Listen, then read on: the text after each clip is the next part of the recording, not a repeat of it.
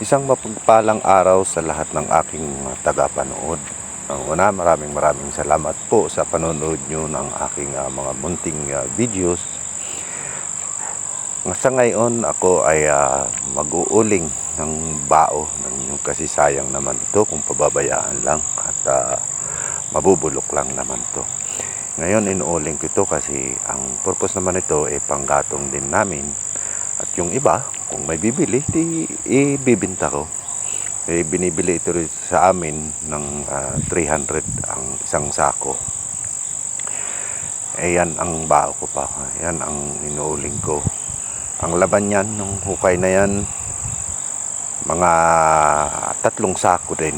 Ang isang laman ng hukay.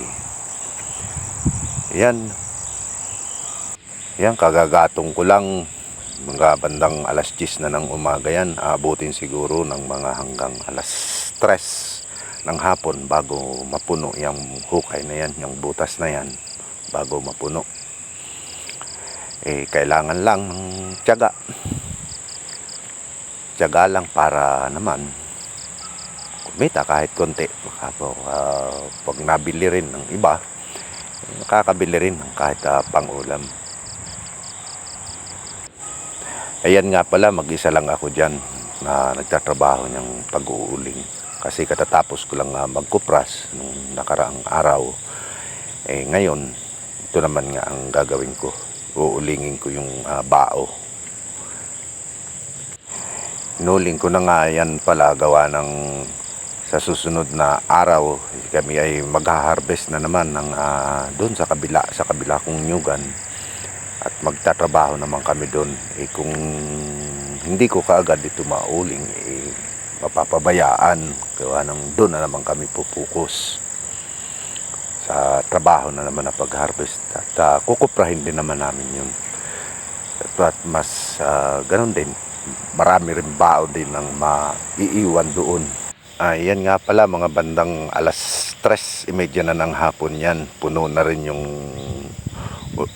hukay ng uling.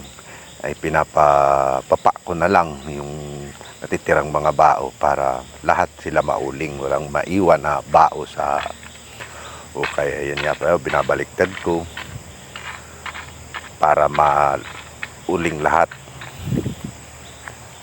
Ayan, sobrang init yan.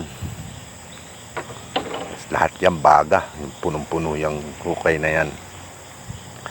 Pero kailangan buhusan mo rin muna ng tubig bago mo tabunan.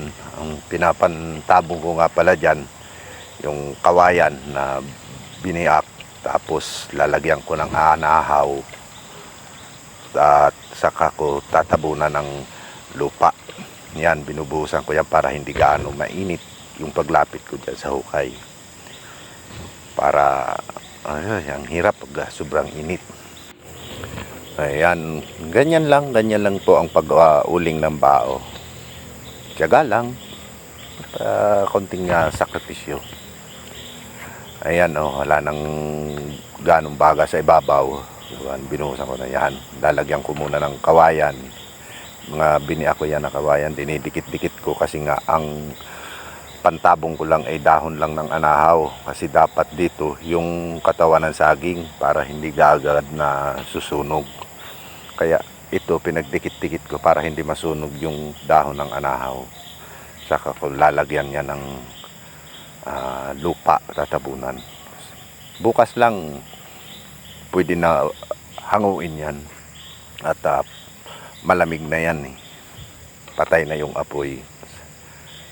Yan, ganyan lang ang ginagawa ko. Yan, ganyan lang. At yan lang naman muna ang aking munting video. Naway, suportahan nyo para naman maraming manood. I-share nyo naman po at pasubscribe na rin po. Ayan, nilagyan ko na ng dahon yan ng anahaw.